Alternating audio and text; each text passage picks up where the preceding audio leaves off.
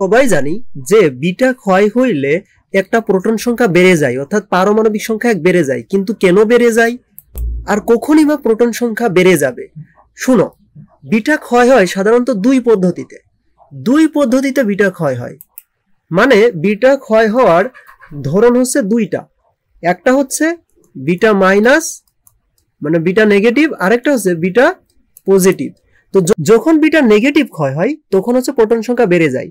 কেন? কারণ এইটা বোঝার জন্য আমাদেরকে নিউট্রনের এবং প্রোটনের গঠন সম্পর্কে জানতে হবে।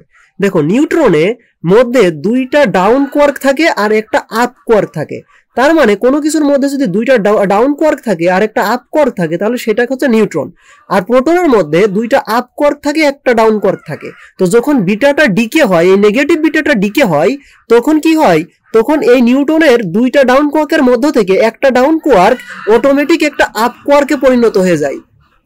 অর্থাৎ দুইটা ডাউন কোয়ার্কের একটা কি হবে?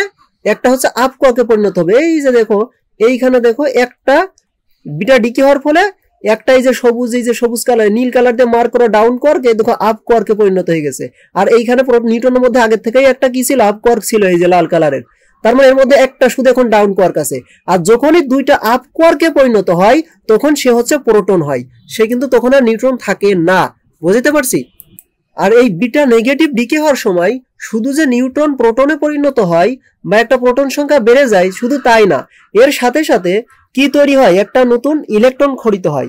এই যে ইলেকট্রন খরিত হয়, একটা হচ্ছে ইলেকট্রন খরিত হয় এবং একটা অ্যান্টি নিউট্রিনো খরিত হয়। ঠিক আছে, একটা অ্যান্টি নিউট্রিনো এবং একটা ইলেকট্রন। আর ইলেকট্রনকেই হচ্ছে কি কি দিয়ে প্রকাশ করা হয়? ইলেকট্রনকে এই যে বেটা নেগেটিভ দিয়ে প্রকাশ করা হয়, এই যে এইভাবে প্রকাশ করা হয়। অর্থাৎ ইলেকট্রন এবং বেটা নেগেটিভ দুইটা কিন্তু একই।